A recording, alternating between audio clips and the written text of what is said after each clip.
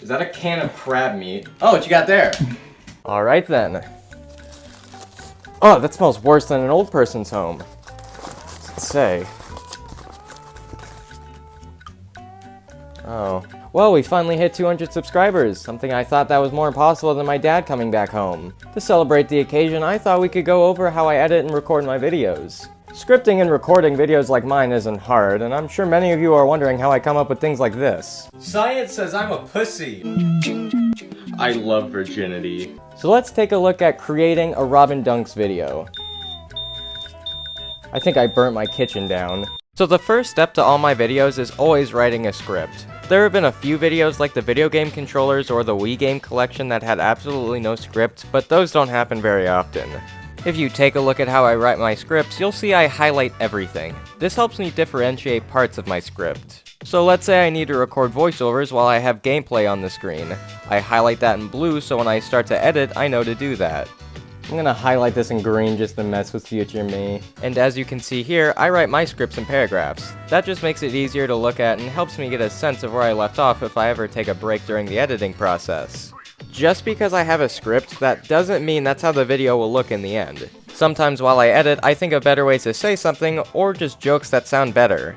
So in the end, I can guarantee that my videos will be at least a little bit different from what I had written down on the script. Just like how I can guarantee your wife is having an affair. So after I finish writing my script, I start collecting what I like to call assets. Assets include things like music, sound effects, recordings, and gameplay. As you can see, I don't own a computer besides a crappy little laptop that runs Google Slideshow at 4 frames a second. So that means I have to do all my editing on my phone. I know that sounds stupid, but hear me out. I use an app called InShot to do all of my editing, which is actually super helpful. Let's say I'm outside and I thought of a better way to edit something. All I have to do is pull out my phone and just edit. Especially considering InShot has plenty of tools and settings, it's a more than efficient way to edit your videos. If I ever need to record a clip of something on YouTube or something I streamed on Twitch, all I have to do is screen record. Some of you may not know this, but all I did was screen record my Twitch stream of the No Velvet Room run and then use those clips as gameplay for the video. I don't own a capture card, so it's more than possible to make decent looking content without all the equipment most other YouTubers have. InShot also allows you to extract audio from a video, which is how I insert background music for my videos. All I do is screen record the music, extract the audio, and then add it wherever I need. During the editing process, there are a few important things I like to keep in mind. When I start editing a video, I like to have a general idea what I'd like the video or a certain section of it to look like.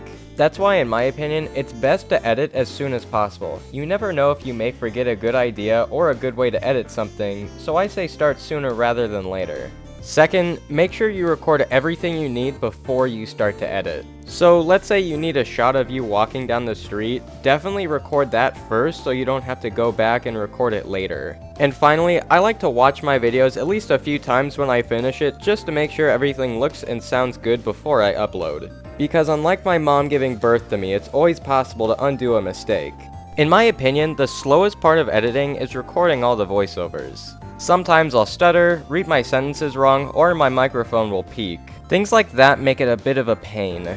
I don't use a fancy microphone. I'll usually use the microphone on the wired Apple earbuds. While the audio may not be super crisp and clear, it's pretty good for something you can buy on Amazon for 15 bucks. When you start to record your voiceovers, it's always important to remember to space them out.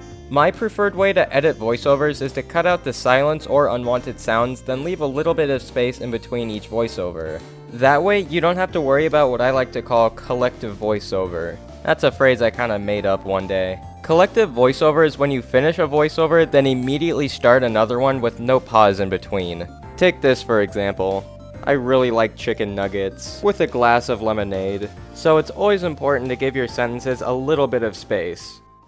Most of you know my videos are pretty short, so you may be wondering how long it takes me to finish recording and editing a video. The longest I've spent editing a video was about 2 days, but that's because when I edit, that's all I'll do for an entire day. And the only ways I'll stop is until 1, I get too tired and just need to take a break, or 2, I remember I have a life and need to interact with the real world. As for the personality of my content, I do like to joke around a bit, but I prefer presenting my opinion. Don't get me wrong, for videos like this, comedy is definitely important to keep people's attention or to lighten the mood, but I prefer to keep things semi-serious. I just don't feel the need to make jokes all the time. I think sharing my opinion is one of the most important parts of this channel.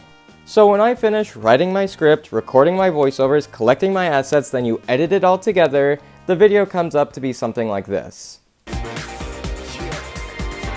I really like Persona 3 and everything, but there's too much death and morbid topics and not enough random movements with remixed music. I wasn't expecting that response. Persona 3 Dancing is a rhythm game all about getting the highest score possible. This game takes place in a dream, and the entire Persona 3 cast is unknowingly competing to be better dancers than the Persona 5 cast. This is hardly brought up, besides a few times Elizabeth mentions that they're competing against her sisters, but it's a decent enough plot point. The game really shines with the OST. There are so many good remixes of songs like Deep Mentality and A Way of Life. I could go on about the music in this game for hours, but I think we should get into the gameplay because Akihiko looks like he's gonna start fighting me and Mitsuru is having some muscle spasms.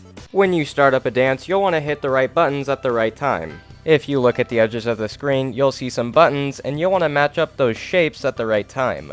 If you move one of the analog sticks when you see these rings appear near the edges, you can earn extra points and do something that's called a fever. When you get 3 fever rings, another dancer will join you and make the dancing look even more like a K-pop music video. I genuinely can't tell if that sums it up good or not, but I did my best. But don't think this game is super easy, because once you get into the harder difficulties, it will feel nearly impossible to get at least a passing score on these dances. I've tried a few dances at max difficulty, and they make me want to commit Persona 3 but with a real firearm. I really hope all of you enjoyed the video. I actually enjoy just, letting out how I record on my videos and the scripts and everything. Really nice just to share some of that, and I hope some of you can take something from it, even if my methods are a bit abstract. And I just want to say I really do appreciate and love that we actually hit 200 subs. Never thought that would ever happen. Like, I was just expecting to stay at like 100, 150, but I really do appreciate that we were able to hit 200. That still just blows my mind. We're actually able to do that, and I really, really appreciate that. But I hope you all enjoyed the video. Hope you all have a wonderful day, and I will see you all later.